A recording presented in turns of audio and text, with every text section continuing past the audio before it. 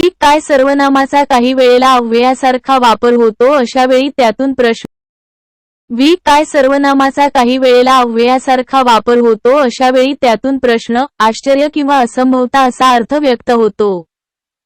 उदा 1 तो गावाला गेला काय प्रश्न 2 ती काय सुंदर आहे आश्चर्य 3 तो काय करणार आहे आता असंभव 5 सामान्य किंवा अनिश्चित सर्वनामे कोण काय या शब्दांचा वापर प्रश्न विचारण्यासाठी न करता विधानार्थी उद्गारवाचक वाक्यात केल्यास ती कोणत्या नामासाठी वापरली आहेत हे निश्चितपणे सांगता येत नसेल तर ती अनिश्चित सर्वनामे असतात।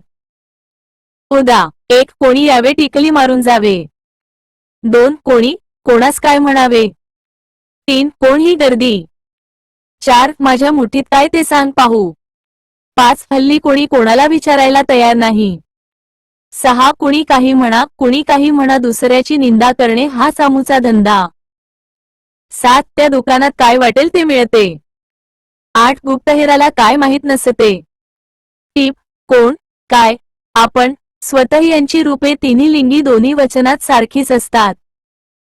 महत्वाचे 1 वैचित्र्य किंवा विविधता दाखविण्यासाठी सामान्य सर्वनामे वापरतात 1 कोणी चांगला तर कोणी वाईट असतो तुला सर्वच अनुभव येतील 2 कोणी प्रेमळ तर कोणी कपटी 2 अनिश्चित सर्वनामाचा वापर संबंधी सर्वनामाप्रमाणे सुद्धा होतो 1 तो काय जे वाटेल ते बोलतो 6 स्व वर्णात्मक सर्वनामे आत्मवाचक सर्वनामे आपण व स्वतः अशी 2 असून त्यांनाच निजवाचक सर्वनामे सुद्धा म्हणतात।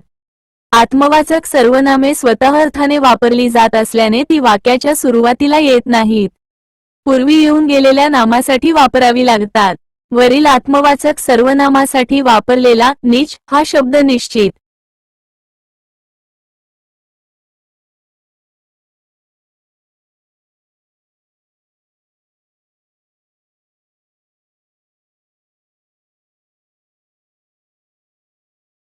आत्मवाचक सर्वनाम आहे तर स्वतः आपण ही पुरुषवाचक व आत्मवाचक अशा दोन्ही प्रकारे वापरता येतात। फक्त आपण शब्दाची जात विचारल्यास पुरुषवाचक सांगावी तर स्वतः शब्दाची मात्र आत्मवाचक सांगावी। आत्मवाचक सर्वनामे पूर्वी येऊन गेलेल्या नामाविषयी खात्री किंवा भरवसा देतात। आपण स्वतःचा वापर आत्मवाचक सर्वनाम म्हणून केला असता काही प्रसंगी त्यांना विभक्ती प्रत्यय लागू शकतात। करता अधिक आपण स्वतः निज आत्मवाचक 1 मी स्वतः त्याला पाहिले 2 मी आपणहून व्याकरण शिकवेन पण तुम्ही आपणाशी तो विषय समजून घेतला पाहिजे 3 तू स्वतः मोटार हाकशील का 4 पक्षी निज बाळांसह बागडती 5 पंतप्रधान आपणाला स्वतःला राष्ट्रसेवक मानतात 6 तो आपणहून तसे म्हणाला 7 तो स्वतःच ते काम करून मोकळे झाला 8 मोर आपला स्वतःचा पिसारा फुलवून नाचतो आपण स्वतः कर्त्याच्या जागी साधे वाक्य असल्यास पुरुषवाचक 1 आपण खेळायला जाऊ प्रथम पुरुषवाचक 2 आपण असली कामे करत नसतो प्रथम पुरुषवाचक 3 आपण आमचे पाहुणे आहात द्वितीय पुरुषवाचक 2 आपण मार्मिक बोललात द्वितीय पुरुषवाचक 3 मधुने मला खेळायला बोलावले स्वतः आपण मात्र आलाच नाही तृतीय पुरुषवाचक आपण स्वतः कर्त्याच्या जागी सर्वांना सर्वकाळी लागू पडणारे वाक्य आत्मवाचक उदा 1 माणूस स्वतः आपण मेल्याशिवाय स्वर्ग दिसत नाही 2 माणसाने स्वतः आपण टाकीचे घाव सोसल्याशिवाय देव पण येत नाही 3 माणसाने आपण चांगले वागलो तर जग चांगले वागते। महत्वाचे काही प्रसंगी आत्मवाचक सर्वनाम लगेच कर्त्यापूर्वी सुद्धा वापरले जाते 1 स्वतः तो खात्री करून घेतो म्हणाला 2 आपणहून तू माझ्याकडे आलेला आहेस 121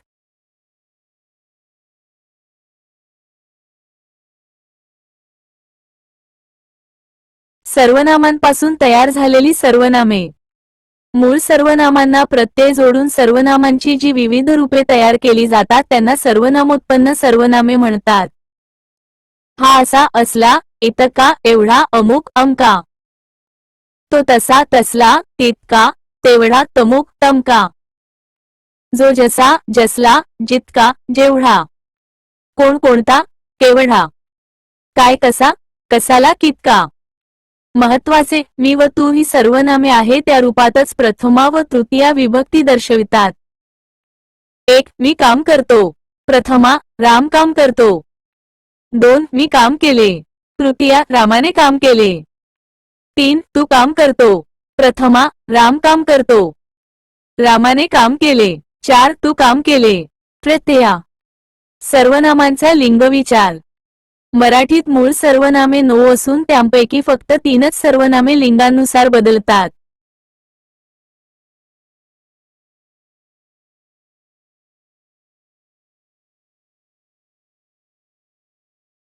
1. मी. 2. तू. 3. तो, ती, ते. 4. हो, ही, हे. 5. जो, जी, जे. 6. कोण. 7. आपण. 8. काय. 9. स्वतः. सर्वनामाचा वचनविचार. 9 सर्वनामांपैकी फक्त 5 सर्वनामे वचनभेदानुसार बदलतात. 1. मी, आम्ही. 2. तू, तुम्ही. 3. तो, ती, ते, त्या. 4. हा, ही, हे, ह्या. 5. जो, जी, जे, ज्या. 6. कोण. 7. काय. 8. आपण. 9. स्वतः. महत्वाचे कोण, काय, आपण, स्वतः ही सर्वनामे लिंग व वचन अशा दोन्हीनुसार बदलत नाहीत. सर्वनामांचा विभक्ती विचार. सर्वनामे नामांच्या ऐवजी येत असल्याने नामांना जे विभक्तीचे प्रत्यय लागतात तेच सर्वनामांना लागतात. सर्वनामांना हाक मारता येत नाही, म्हणून त्यांची संबोधन विभक्ती होत नाही.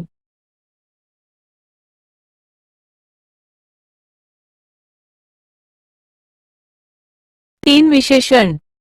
नामाबद्दल विशेष माहिती सांगून नामाची व्याप्ती मर्यादित करणाऱ्या विकारी शब्दास विशेषण असे म्हणतात. विशेषणाची वैशिष्ट्ये. 1. विशेषण नामाचा गुणधर्म दर्शविते. 2. काही विशेषणांना स्वतःचा स्वतंत्र अर्थ असतो, जसे आंबट, प्रेमळ, शहाणा, परंतु हा, तो, त्यांचा यासारख्या विशेषणांना कोणताही अर्थ नाही, तसेच ते गुणधर्मही दर्शवित नाहीत. 3. विशेषण नामासाठी असल्याने नामाच्या लिंग, वचनाचे विकार विशेषणांना होतात. ई, ओ, आकारांत सोडून. 4. नामाला विभक्ती प्रत्यय जोडल्यास काही प्रसंगी विशेषणाचे सामान्य रूप होते, जसे हिरवा भाजीपाला हिरव्या भाजीपाल्याचा. 5. विशेषण ज्या नामाची माहिती सांगते त्याला विशेष्य असे म्हणतात, जसे ती सुंदर मुलगी आहे. 6. विशेषण वाक्यात स्वतंत्रपणे वापरले जात नाही, ते नेहमी नामाच्या जोडीनेच येते. ती. विशेषणाच्या अतिरिक्त व्याख्या. 1. चिपळूणकर. ज्या प्रातिपदिकाचा अन्वय दुसऱ्या प्रतिपदिकाशी होतो त्या प्रातिपदिकास विशेषण असे म्हणतात. 2. कृ. पा. कुलकर्णी. गुणांचा दर्शक असे जे शब्द किंवा वस्तूंच्या विशेषांचे जे दर्शक शब्द असतात त्यांना व्याकरणात विशेषण असे म्हणतात. विशेषणांचे मुख्य.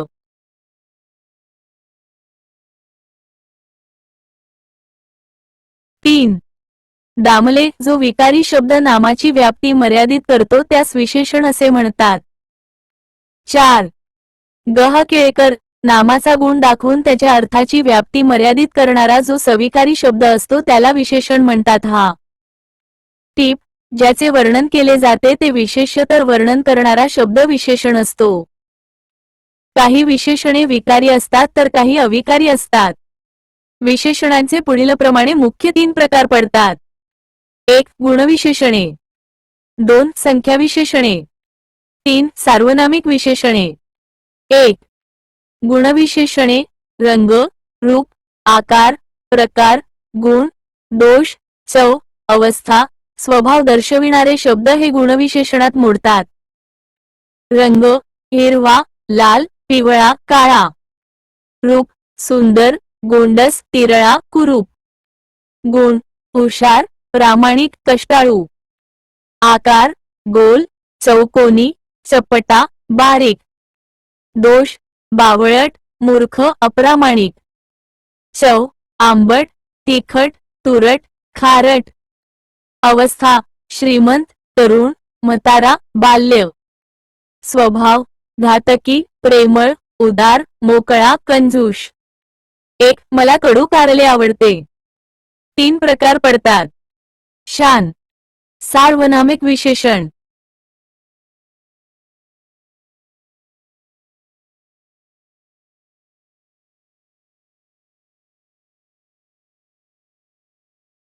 दोन. बाबांनी ताईसाठी लाल फ्रॉक आणला. 3. मला धूर्त माणसे बिलकुल आवडत नाहीत. 4. ऐश्वर्या अचपळ मुलगी आहे. 5. द्राक्षे गोड निघाली. 2. संख्या विशेषणे. संख्येत मोजता येणाऱ्या नामांची संख्यात्मक माहिती सांगणारी विशेषणे यात मोडतात. याचे खालील 5 प्रकार पडतात. अ. गणनावाचक. कोणत्याही वस्तूची गणना खालील 3 प्रकारे होऊ शकते. 1. पूर्णांकवाचक. मानव, प्राणी, पक्षी यासारख्या वस्तूंची संख्या पूर्णांकातच द्यावी लागते. 100, 10, 17. 1. काकांना 3 मुली आहेत. 2. राजाने दासीला 50 मोहरा दिल्या. 3. आमच्या शेतात 4 बैल आहेत. 2. अपूर्णांकवाचक. भाकरी, चपाती, लाडू तसेच काही पदार्थ यांची मोजदाद अपूर्णांकातही केली जाऊ शकते. 2.5 शतकोर, 3.5. 1. मी डब्यासाठी 3.5 पोळ्या आणल्या.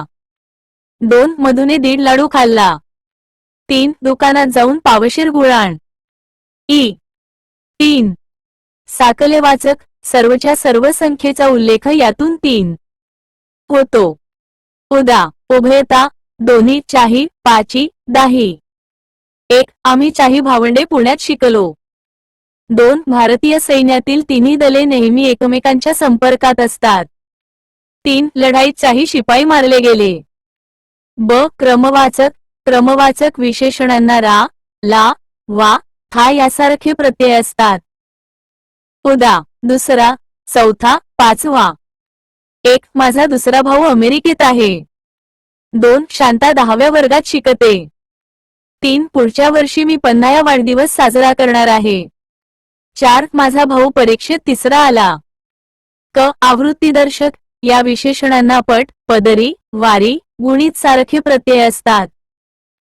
उदा. दुहेरी, नऊवारी, चौपदरी. 130.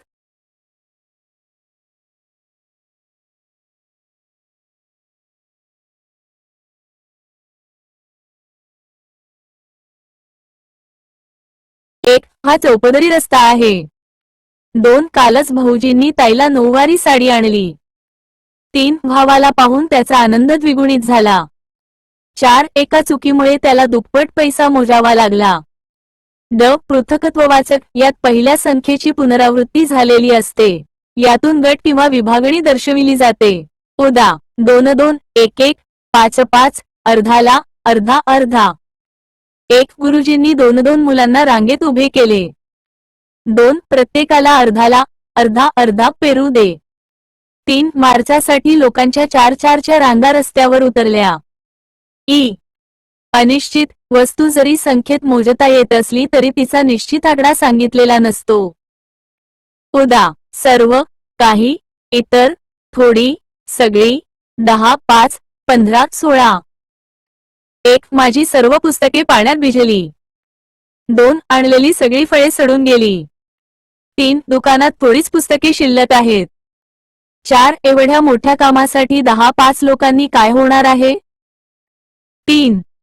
सार्वनामिक विशेषणे. मूळ सर्वनामांचा उपयोग विशेषणासारखा केल्यास ती सार्वनामिक विशेषणे होतात. ही विशेषणे फक्त अधिविशेषणे म्हणून वापरता येतात. उदा. तो मुलगा, तो कावळा, ते फळ, ती मोटारी. 1. हा मुलगा हुशार आहे. प्राध्यापक कृ. पा. कुलकर्णी यांनी व्युत्पत्तीच्या आधारे विशेषणांचे सिद्ध व साधित असे 2 गट मानले आहेत. 1. सिद्ध विशेषणे. 2. साधित विशेषणे. 1. सिद्ध विशेषणे.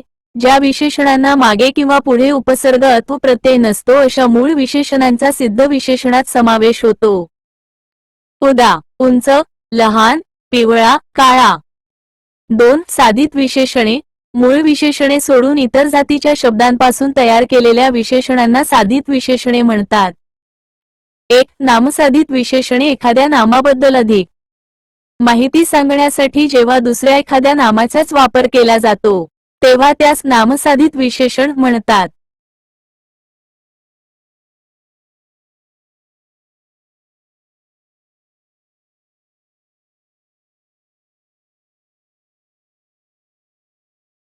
एक, माझ्या भावाचे कापड दुकान आहे. 2, त्याच्या पायात कोल्हापुरी चप्पल आहे. 3, मला सातारी पेढे आवडतात. 4, हा आमचा कौटुंबिक प्रश्न आहे. 5, मी यापेक्षा सुखी माणूस पाहिला नाही. बनारसी शालू, नागपुरी संत्री, भाजी विक्रेता, महिला मंडळ, ऐतिहासिक पुस्तके, औद्योगिक शिक्षण, जळगावची केळी. 2, सर्वनामसाधित विशेषणे एखाद्या नामाबद्दल अधिक माहिती सांगण्यासाठी सर्वनामाला प्रत्यय जोडून तयार केलेल्या विशेषणांना सर्वनामसाधित विशेषणे म्हणतात. ही विशेषणे अधि व विधी अशा दोन्ही प्रकारे वापरता येतात. टिप: सार्वनामिक व सर्वनामसाधित विशेषणे दोन्हीही सार्वनामिक या प्रकारातच मोडतात. फरक विचारल्यास सर्वनामसाधित सांगताना सर्वनामांना प्रत्यय जोडून तयार केलेली विशेषणे सांगावीत. मी माझा, माझे, माझी, माझ्या. तू तुझा, तुझे, तुझ्या, तुझी. तो त्याचा, त्याची, त्याचे, त्याच्या. आम्ही आमचा, आमचे, आमच्या. तुम्ही तुमचा, तुमचे, तुमच्या, तुमची. ती तिचा, तिच्या, तिचे. हा असा, असला, इतका, एवढा, अमका. तसा, तसला, तितका, तेवढा, तमका. तो, जसा, जसला, जितका, जेवढा. जो, कोण, कोणता, केवढा. काय, कसा, कसला. उदा: 1, असला, वाईट नवरा नको ग बाई. 2, हा आमचा काळा कुत्रा आहे. 3, हा त्याचा चेंडू आहे. 4, हा चेंडू त्याचा आहे. 5, आम्हा गरिबांना छळून तुम्हा श्रीमंतांना काय मिळेल? महत्वाचे: जर सर्वनाम व विशेषण अशा दोघांना प्रत्यय असेल तर सर्वनामाला सर्वनामच समजावे, कारण तो वाक्याचा कर्ता असतो. परंतु सर्वनामाचे सामान्य रूप असेल व विशेषणाला प्रत्यय असेल तर विशेषण नामाचे कार्य करते, तर सर्वनाम विशेषणाचे कार्य करते.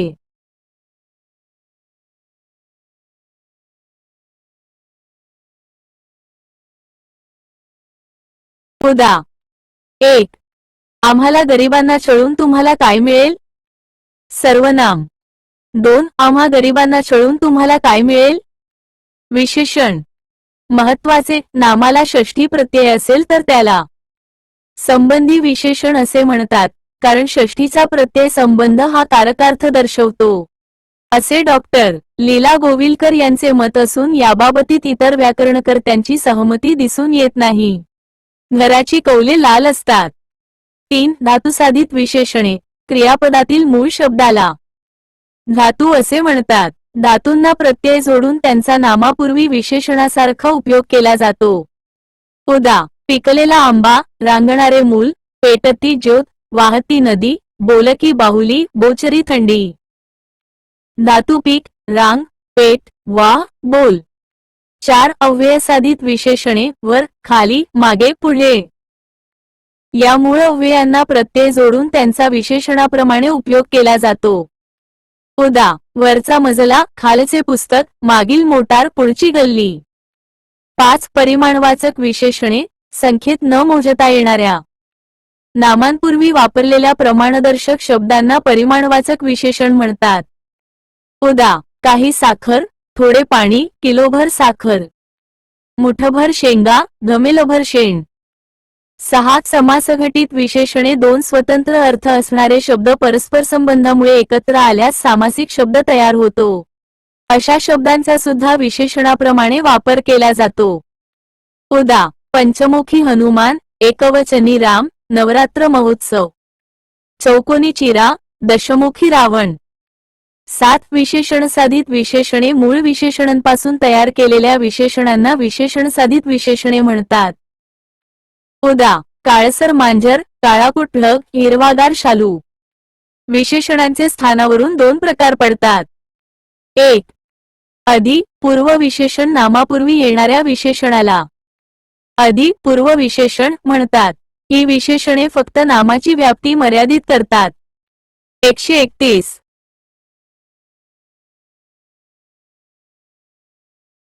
विशेषण. 1. शहाणा मुलगा शांत असतो. 2. मंदा ही हुशार मुलगी आहे. 3. वेडा मुलगा वर्गात शिरला अन एकच गोंधळ उडाला. 4. आंबट कैऱ्या मला आवडत नाहीत. 2. विधी उत्तर विशेषण नामानंतर येणाऱ्या विशेषणांना विधी उत्तर विशेषण म्हणतात. ही विशेषणे नामाबद्दल अधिक माहिती सांगतात. 1. गुलमोहर मोहक दिसतो. 2. आजची पूजा चांगली झाली. 3. मी रामभक्त आहे. 4. राधा सुंदर दिसते.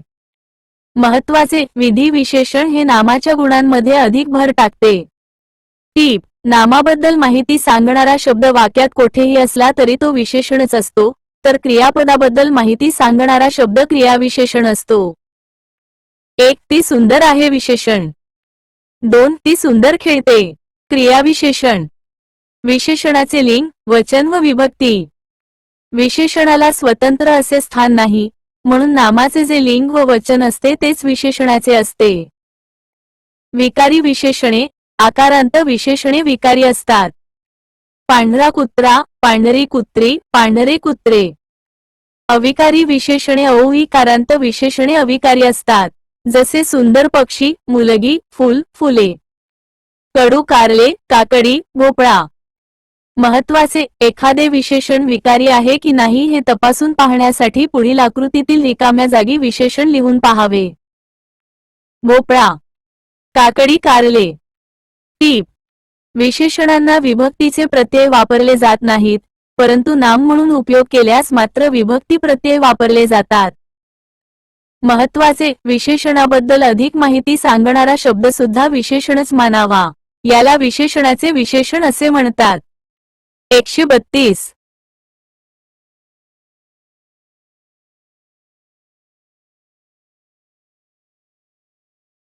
मी एक खूप सुंदर मुलगी पाहिली. 2. आमच्या घराशेजारी गर्द हिरवी झाडी आहे. विशेषणाचे कार्य व उपयोग.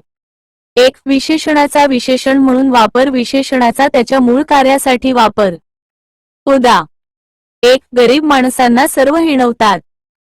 2. नकट्या मुलीच्या लग्नाला 1700 विघ्ने. 2. विशेषणाचा नाम म्हणून वापर. विशेषणाचा नाम म्हणून वापर करताना वाक्यातील मूळ नाम काढून टाकून त्याऐवजी विशेषण वापरावे. अशा वेळी नामाचा प्रत्यय विशेषणाला लागतो. उदा. 1. गरिबांना सर्व हिणवतात. 2. नकटीच्या लग्नाला 1700 विघ्ने. 3. जातीच्या सुंदरांना काहीही शोभते. 3. हा, ही, हे, तो, ती, तेचा वापर कर्त्यापूर्वी किंवा एखाद्या नामापूर्वी केल्यास ती दर्शक विशेषणे होतात. उदा. 1. ही मुलगी सुंदर आहे. 2. ते झाड, तो कावळा. 4. मिश्रवाक्यात जो, जी, जे, ज्याचा वापर नामापूर्वी केल्यास ती संबंधी विशेषणे होतात. उदा. 1. जो माणूस करतो तोच भरतो. 5. कोण, काय, कोणता या शब्दांचा वापर प्रश्नार्थक वाक्यात नामापूर्वी केल्यास ते प्रश्नार्थक विशेषण होते. 6. उदा. 1. कोण माणूस आला होता. नामसदृश विशेषणे गरीब, श्रीमंत यासारखी विशेषणे नामाचे कार्य करू शकतात, म्हणून त्यांना नामसदृश विशेषणे म्हणतात. 7. तुलनादर्शक विशेषणे. इंग्रजीप्रमाणे विशेषणाची 3 रूपे जसे पॉझिटिव्ह, कंपॅरेटिव्ह व सुपरलेटिव्ह डिग्री यालाच मराठीमध्ये सम, तर, तम भाव असे म्हणतात. अ. समानता ढगासारखी आहे, तो एका खोट्या सावलीसारखा आहे. ब. तरभाव कामधेनूच्या दुग्धाहुनी ओज हिचे बलवान. क. तमभाव रामा वर्गातील सर्व मुलात हुशार आहे.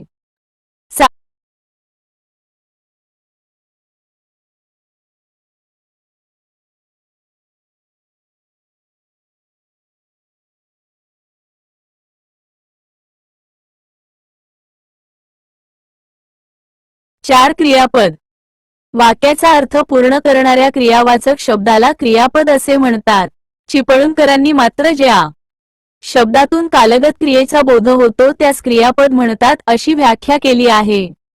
क्रियापद हे पद असून शब्द नव्हे असे डॉक्टर हिरेमठ यांनी म्हटले आहे. धातू ही मूळ शब्दजाती असून तिला काही विकार होऊन जे पूर्ण क्रियादर्शक रूप तयार होते त्याला क्रियापद असे म्हणतात. काही क्रियापदे क्रियादर्शक असतात तर काही स्वामित्व व स्थितीदर्शक असतात. 1. ती आडावर पाणी भरते. 2. तो पोलीस भरतीसाठी मैदानावर पळतो. 3. आम्ही शाळेत रोज प्रार्थना म्हणतो. क्रियापदाच्या अतिरिक्त व्याख्या. 1. म पा सबनीस जे प्रातिपदिक धातुशब्दापासून बनून प्रत्यक्षतः क्रिया दाखविते व काळ व अर्थ या विकारास पात्र असते त्या प्रातिपदिकास क्रियापद असे म्हणावे. 2. कृष्णशास्त्री चिपळूणकर ज्या शब्दांपासून कालगत क्रियेचा बोध होतो त्या शब्दांस क्रियापदे म्हणतात.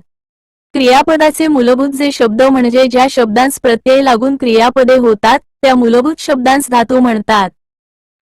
3. ग ह केळकर क्रियापद म्हणजे ज्या विकारी शब्दाच्या योगाने एखाद्या वस्तूविषयी काहीतरी पूर्णपणे सांगता येते तो शब्द. क्रियावाचक मूळ शब्दांना धातू असे म्हणतात. 4. कृ पा कुलकर्णी वाक्यामध्ये सांगितलेली पूर्ण क्रिया दाखविणारा जो शब्द तो क्रियापद होय. वाक्यातील हा शब्द त्याच्या मूळ क्रियादर्शक धातूला काळ, अर्थ, पुरुष लिंग व वचन यांचे प्रत्यय लागून बनलेला असतो. 5. मो के दामले वाक्यातील ज्या क्रियावाचक विकारी शब्दाने वाक्यार्थास पूर्णता येते आणि वक्त्याच्या दृष्टीने त्या क्रियेच्या आख्याताचा म्हणजे काळाचा किंवा काही विशेष अर्थाचा बोध होतो त्यास क्रियापद असे म्हणतात. ज्या मूळ शब्दास काही विकार होऊन म्हणजे त्यास काही प्रत्यय लागून क्रियापद बनते त्यास धातू किंवा क्रिया असे म्हणतात. टीप क्रियापदाशिवाय वाक्याचा अर्थ पूर्ण होत नाही. तो वाक्यातील मुख्य शब्द असतो म्हणून त्याला मुख्य. 139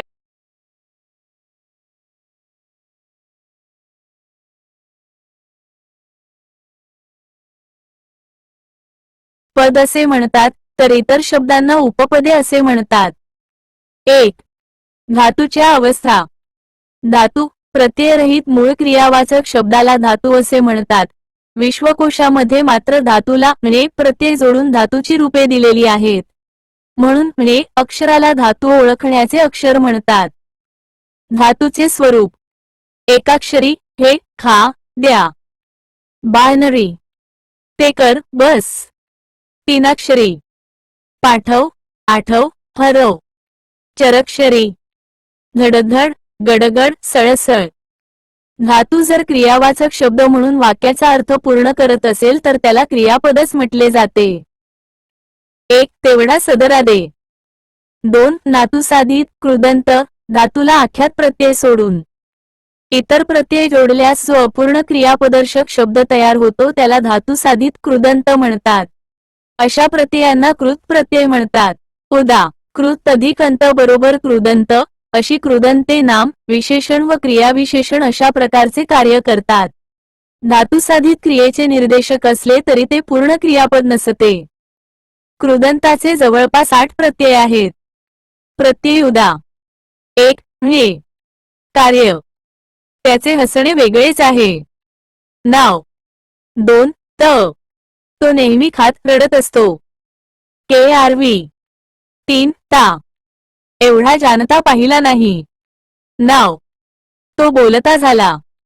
केआरव्ही. 4. ताना गाडी 4 वाजता आली. केआरव्ही.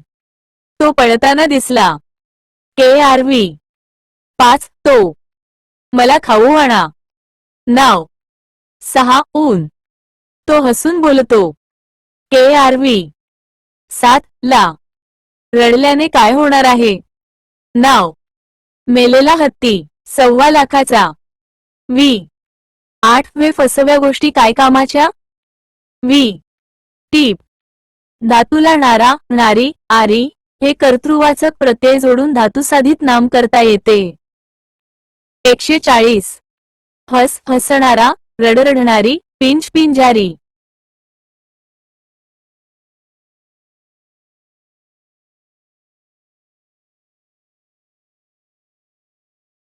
विपरीत राणी प्रतिस्पर्धी कान.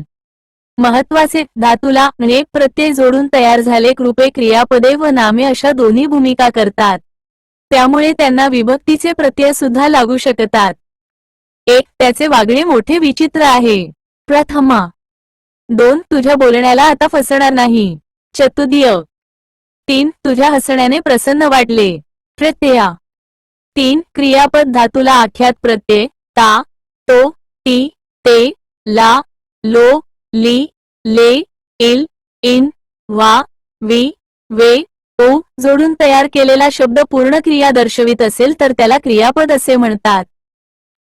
टीप: बऱ्याच व्याकरणकर्त्यांनी क्रियापद ही शब्दजाती नाही तर धातू ही शब्दजाती आहे असे सांगितले आहे, परंतु अलीकडील काळात क्रियापदालाच शब्दजाती म्हणण्याचा प्रघात पडलेला आहे. धातूची वैशिष्ट्ये: 1. धातू म्हणजे क्रियावाचक मूळ शब्द. 2. धातू ही शब्दजाती विकारी आहे. तिला लिंग, वचन, पुरुष, काळ व अर्थ असे 5 प्रकारचे विकार होतात. 3. धातू स्वीकार होऊन जे रूप तयार होते ते जर पूर्ण क्रिया दर्शवित असेल तर ते क्रियापद होय, परंतु अपूर्ण क्रिया दर्शवित असेल तर ते धातुसाधित असते. 4. धातू ही क्रियादर्शक शब्दजाती असली तरी प्रत्येक धातू क्रिया दाखवितोच असे नाही. काही धातू क्रियादर्शक असतात तर काही धातू सत्तादर्शक, स्थितीदर्शक, स्थित्यंतरदर्शक असतात. जनकत्व व वंध्य धातू: एखाद्या धातूपासून नवीन धातू निर्माण झाल्यास त्याला जनकत्व धातू असे म्हणतात. उदा. पडपाड, मरमार, गळगाळ, चरचार, फुटफोड, गुंतगो, गडगाड, तुटतोड. जर मूळ धातूपासून दुसरा एखादा धातू निर्माण होत नसेल तर त्याला वंध्य धातू असे म्हणतात. उदा. हो, गा, निघ. वाक्यातील कर्ता व कर्म कसे ओळखावे? 1. आज्ञार्थी वाक्यात कर्ता स्पष्टपणे दिलेला नसतो. कर्ता समोरची व्यक्ती असल्याने तो देण्याची गरज नसते, म्हणून आज्ञार्थी वाक्याचा कर्ता नेहमी तू, तुम्ही असतो. उदा. तू पाणी आण. 2. धातूला ता, तो, ती, ते, ला, लो, ली, ले, इल पैकी आख्याताचा प्रत्यय असेल तर अशा धातला नारा, नारी, नारे असे प्रत्यय जोडून कोण, काय असा.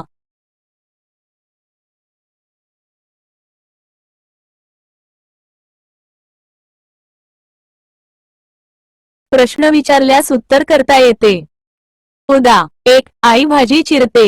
चिरणारे कोण? 2. आमचे बाळ रोज सकाळी रडते. रडणारे कोण? 3. गायची शिंगे मोडली. गाय मोडली नसून मोडणारे काय? तर शिंगे. टीप: समापन कर्मणी प्रयोग सोडून इतर कोणत्याही वाक्यातील षष्ठी प्रत्यय असणारा शब्द शक्यतो वाक्याचा कर्ता नसतो. 3. शक्य क्रियापदाला सुद्धा वरीलप्रमाणेच प्रश्न विचारावा. उदा. 1. आजीला आता चालवते. चालणारे कोण? 2. बाळाला लाडू खाववतो.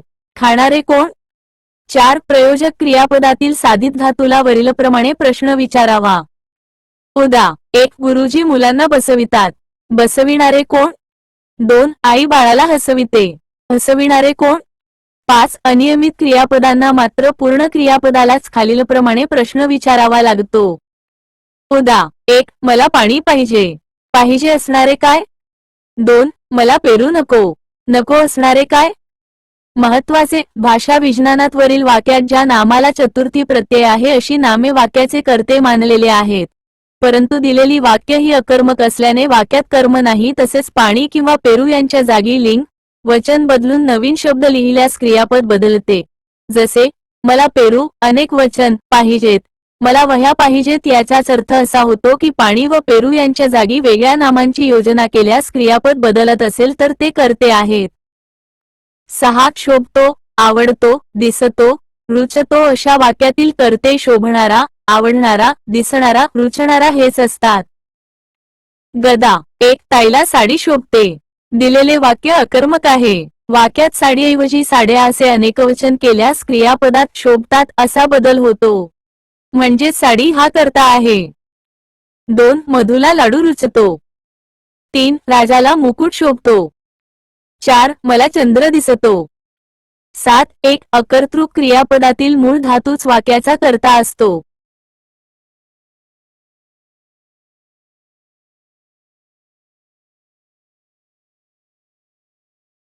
असे क्रियापद नेहमी तृतीय पुरुषी नपुंसकलिंगी एकवचनी भावकर्तृक असते. उदाहरणार्थ गडगडाट, नष्ट झालेला प्रकाश, संध्याकाळ, पुरेसा फायदा. 8. वाक्यात कर्म आहे की नाही हे तपासून पाहण्यासाठी कर्त्याला ने, नी प्रत्यय जोडून वाक्य भूतकाळी करून पाहावे, म्हणजेच क्रियापदाला ला, लो, ली, ले प्रत्यय येत असेल तर त्या वाक्यात कर्म असते. कर्म म्हणजे कर्त्याची क्रिया सोसणारा किंवा ज्याच्यावर कर्ता क्रिया करतो तो. काही वाक्यात 2 कर्मे असतात. एकच कर्म असल्यास त्या वाक्याला सकर्मक तर 2 कर्मे असणाऱ्या वाक्याला द्विकर्मक समजतात. उदा. 1. धोंडूने गाय बांधली. बांधले जाणारे काय? 2. पोपटाने पेरू खाल्ला. खाल्ले जाणारे काय? क्रियापदांचे अर्थावरून 6 प्रकार पडतात. 1. सकर्मक क्रियापद. क्रिया करणारा एक व ती सोसणारा दुसराच असतो तेव्हा ते सकर्मक क्रियापद असते. उदा. 1. पक्षी मासा पकडतो. पक्षाने मासा पकडला. 2. गवळी धार काढतो. 3. आजी गोष्ट सांगते. 4. सीतेने हनुमानास ओळखले. 5. आजी दृष्ट काढते. 6. आम्ही प्रेम केले. 7. समीर रोज सुरेल गायन करतो. अपवाद. मधुने शंकरावर अभिषेक केला. दिलेले वाक्य प्रत्यक्षात फक्त सकर्मक आहे, परंतु आयोगाने मात्र याचे उत्तर द्विकर्मक दिले आहे. टीप. क्रियापद फक्त कर्ता व कर्मानुसारच बदलते, इतर शब्दांनुसार बदलत नाही. म्हणून वाक्यातील एखाद्या शब्दाचे लिंग व वचन बदलल्यास क्रियापद सुद्धा त्यानुसार बदलत असेल तर तो शब्द एकतर कर्ता किंवा कर्म असतो. 2. अकर्मक क्रियापदे. ज्या क्रियापदांचा अर्थ पूर्ण होण्यासाठी कर्माची आवश्यकता नसते, म्हणजे क्रिया कर्त्यापासून सुरू होते व कर्त्यांपाशीच थांबते, त्यांना अकर्मक क्रियापदे म्हणतात. क्रिया करणारा व सोसणारा एकच असतो. उदा. 1. तो बसला. 141.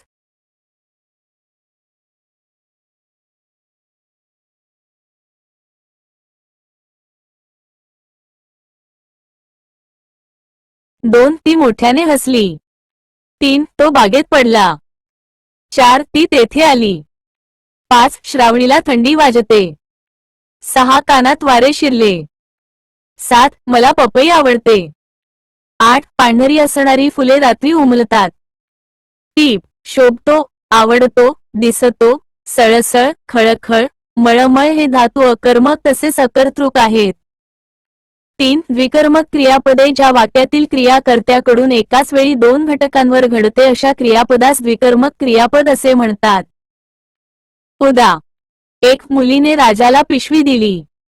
2. गुरुजींनी विद्यार्थ्यांना गणित शिकवले. 3. आजीने नातीला गोष्ट सांगितली. 4. यशोदेने श्रीकृष्णाला लोणी दिले. 5. मुलांनी चावऱ्या कुत्र्याला खडे मारले. अशा प्रकारे एकाच वाक्यात 2 कर्मे असतील तर त्यांचे खालीलप्रमाणे 2 प्रकार पडतात. प्रत्यक्ष कर्म.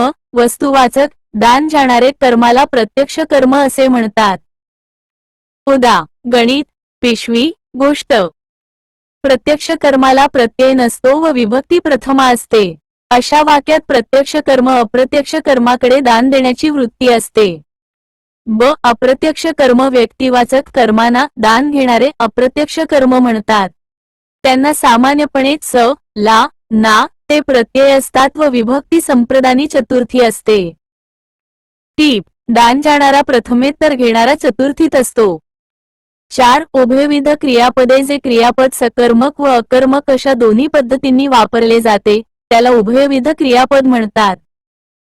उदा. स्मर, काप, आठव, उघड, फळ, भर हे धातू उभयविध आहेत. 1. त्याने बोट कापले. सकर्मक. 2. त्याचे बोट कापले. अकर्मक. 3. राजूच्या घराचा दरवाजा उघडला. अकर्मक. 4. राजूने घराचा दरवाजा उघडला. सकर्मक. 142. आनंद पब्लिकेशन.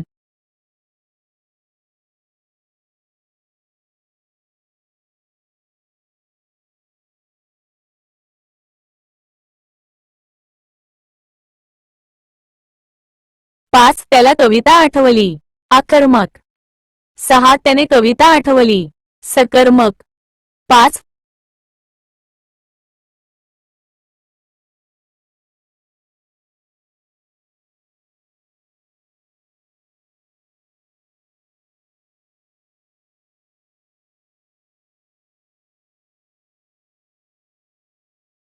5. त्याला कविता आठवली. अकर्मक. 6. त्याने कविता आठवली. सकर्मक. 5. भावकर्तृक अकर्तृक क्रियापद.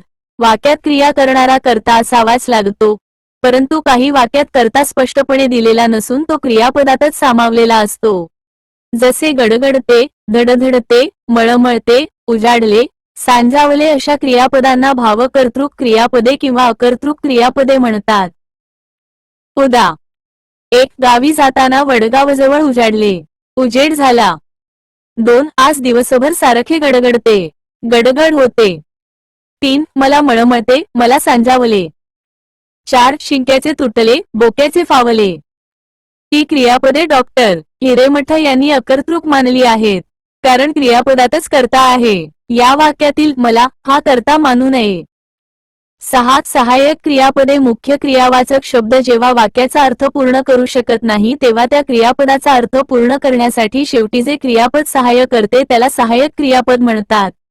सहाय्यक क्रियापद वेगळी क्रिया दर्शवित नसून ते फक्त धातुसाधितातील क्रियेला पूर्णत्व देण्यासाठी आलेले असते. उदा. 1. राम पळत आहे. 2. माझे पैसे देऊन टाक. 3. बंडू जेवत होता. सहाय्यक धातूचे खालील 2 प्रकार पडतात. 1. अर्थहीन, ज्या सहाय्यक धातूने मुख्य क्रियावाचक शब्दाच्या अर्थात वेगळी भर पडत नाही त्यास अर्थहीन सहाय्यक धातू असे म्हणतात. तो गावाला जात आहे. 2. अर्थवान, ज्या सहाय्यक धातूने क्रियेच्या अर्थात भर होऊन थोडा वेगळा अर्थ समजतो त्यामुळे अशा धातूस अर्थवान असे म्हणतात. येथे पत्रे लिहिली जातात. नियमित कार्य. ब. क्रियापदांचे रूपावरून खालील प्रकार पडतात.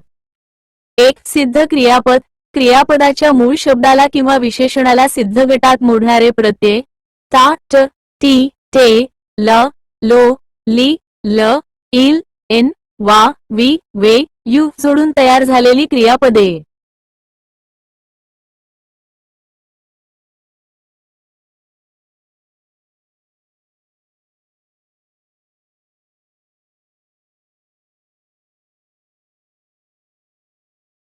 उदा.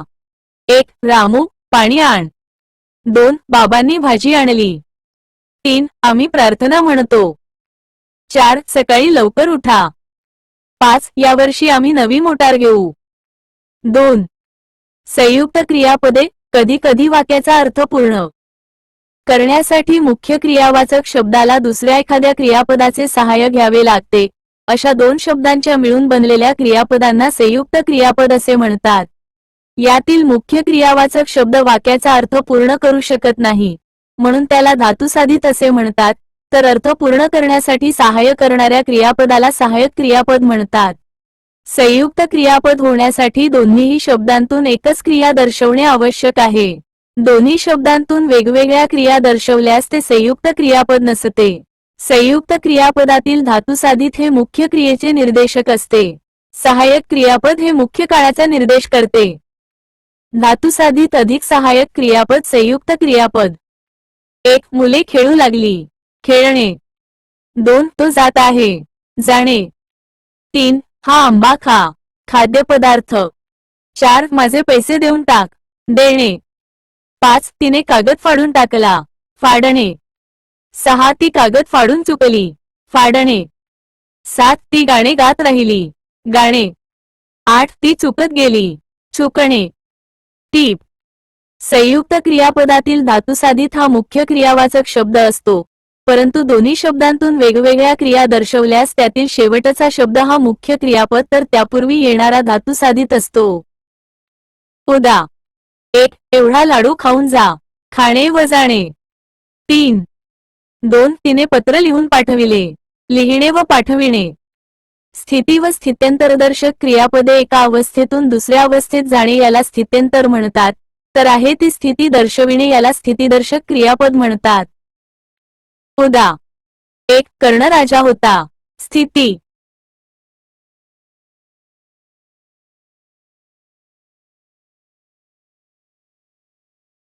2. मी शिक्षक आहे. स्थिती. 3. तो डॉक्टर झाला. स्थित्यंतर. टीप. अस, आहे, होता, असेल हा धातू स्थिती दर्शवतो तर हो, होणार, झाला, होईल धातू स्थित्यंतर दर्शवतो. 4. साधित क्रियापदे नाम, विशेषण, धातू व अव्यय अशा विविध जातींच्या शब्दांना प्रत्यय जोडून तयार होणाऱ्या क्रियापदांना साधित क्रियापदे असे म्हणतात. उदा. 1. नामसाधित तो चेंडू लाथाळतो. लाथ पाणी पाणावणे. हात हाताळणे. डोके डोकावणे. माणूस माणसाळणे. उपदेश उपदेशणे. अंकुर अंकुरणे. उजेड उजाडणे. फूल फुलणे. फळ फळणे. विटाळ विटाळणे. दुःख दुखणे. अंधार अंधारणे. 1. ती फुलांना नाजूकपणे हाताळते. 2. प्रज्ञाच्या आठवणीने आईचे डोळे पाणावले. 2. विशेषण साधित स्थिर स्थिरावणे, उंच उंचावणे, एकवटणे, लांब लांबवणे, आखूड आखुडणे, गढूळ गबुळणे, वेड वेडावणे, रोड रोडावणे. 1. बैलाचा कासरा पाण्यात भिजल्यामुळे जरा जास्तच आखुडलाय. 2. गारा पडल्याने पाणी जास्तच गढुळलंय. 3. त्या मनोहारी दृश्यावर माझे डोळे स्थिरावले. मागे वजा 3. अव्यय साधित क्रियाविशेषण अव्यय मागासणे, पुढे पुढारणे, खाली खालावणे, झटकण झटकणे, खदखद खददणे, चकचक चकचकणे, दूर दुरावणे, तरतर तरतरणे. 1. धर्माच्या बंधनामुळे माणसे मागासली. 2. आजकाल त्याची तब्येत बरीच खालावली. 4. धातुसाधित धातूला 2 प्रत्यय जोडले तर ते धातुसाधित क्रियापद तयार होते. आणवले, मागवले, बसवले, शिकवले. 1. आम्ही ही मोटार मुंबईहून आणवली. महत्वाचे, धातूला आख्याताचे प्रत्यय जोडल्यास जसे ता, तो, ती, ते, ला, लो, ली, ले, इल तर ते सिद्ध क्रियापद असते. परंतु साधित धातूला पुन्हा प्रत्यय जोडल्यास मात्र ते धातुसाधित क्रियापद असते. 2 प्रत्यय असतात. पळ पळव, साधित धातू पळवते, धातुसाधित क्रियापद बस बसव बसवते, खा खावव खाववते, हस हसव हसवते. 143.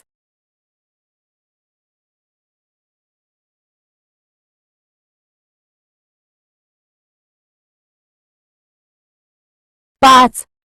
स्वाभाविक क्रिया, जी क्रिया कर्त्याकडून स्वाभाविकपणे घडली जाते ती स्वाभाविक क्रिया असते. उदा. झाड पडले, बाळ रडले.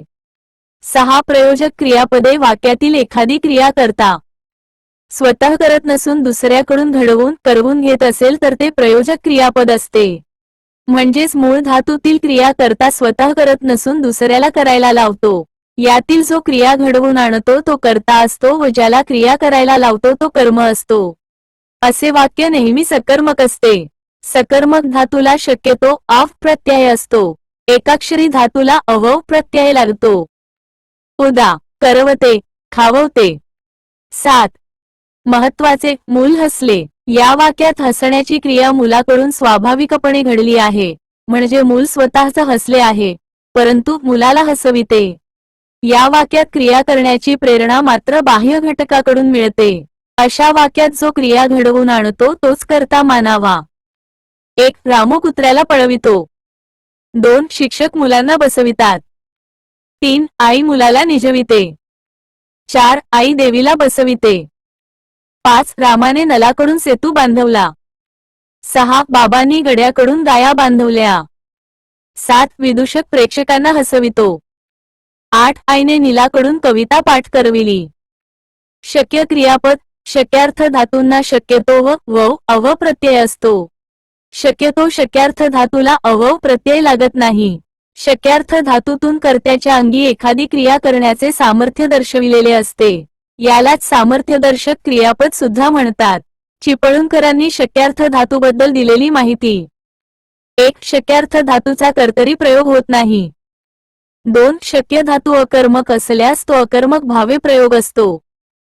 3. शक्य धातू जर सकर्मक असेल तर तो कर्मणी प्रयोग असतो. उदा. 1. आईला आता काम करवते.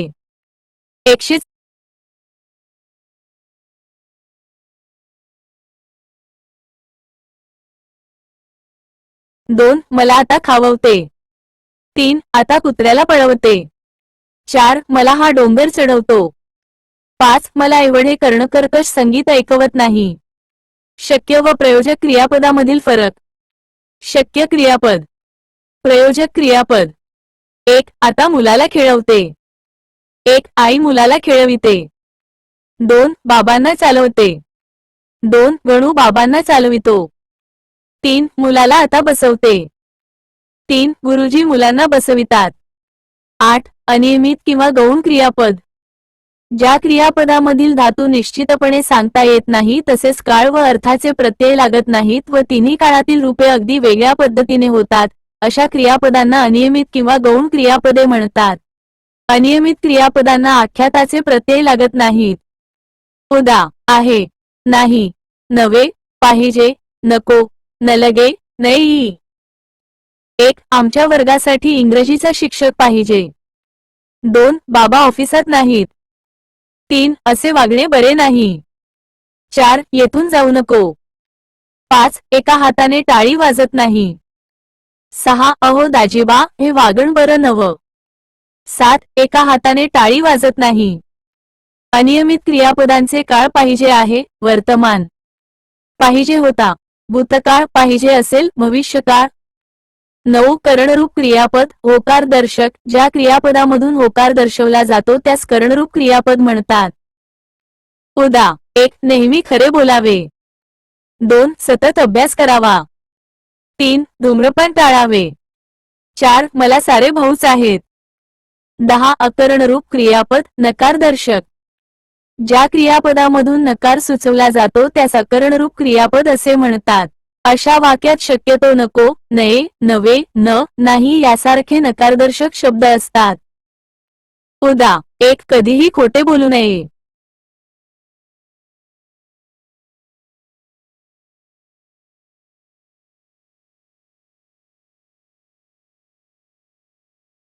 2. धूम्रपान करू नये. ओद. 3. उन्हात फिरू नका. 12. 4. मला एकही बहीण नाही. 5. दार उघडे ठेवू नका. टीप. विधानार्थी वाक्य तसेच करणरूपी वाक्य यातील फरक म्हणजे जे वाक्य नकारदर्शक वाक्यात रूपांतरक्षम असते ते शक्यतो करणरूपी मानावे. जसे अमेरिका श्रीमंत राष्ट्र आहे, अमेरिका गरीब राष्ट्र नाही. 11. अध्याहृत क्रियापद, वाक्यातील क्रियापद स्पष्टपणे दिलेले नसेल तर त्याला अध्याहृत क्रियापद असे म्हणतात. सामान्यपणे म्हणीमध्ये क्रियापद नसते.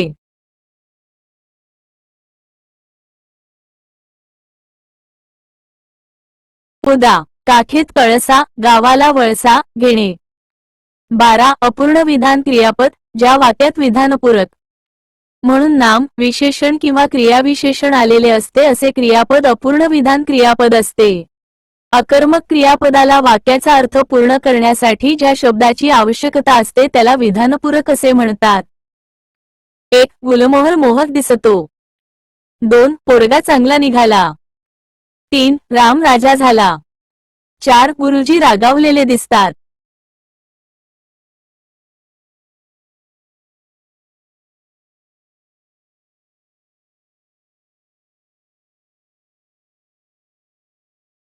पी. क. क्रियापदाचे काळ, ज्या शब्दातून कालगत क्रियेचा बोध होतो त्याला क्रियापद म्हणतात. यावरून काळाचे खालील मुख्य 3 प्रकार पडतात.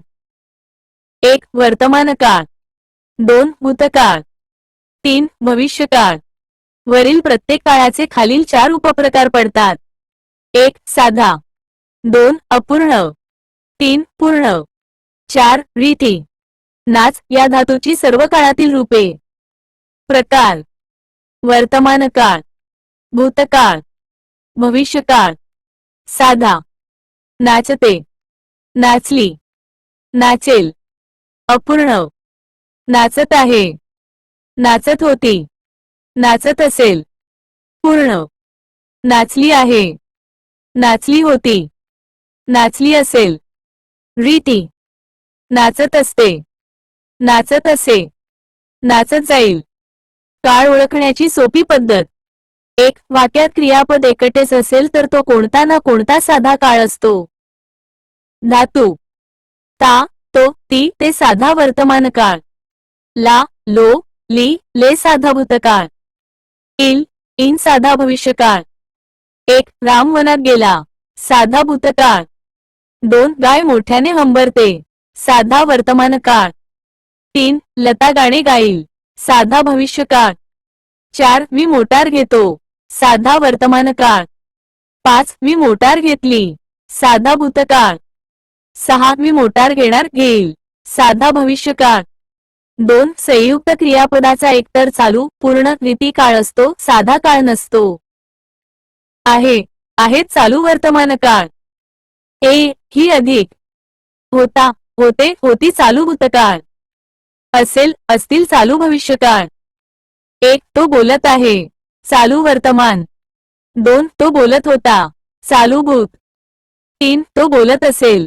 चालू भविष्य. 4 पाऊस सुरू आहे. चालू वर्तमान. 5 पाऊस सुरू होता. चालू भूत.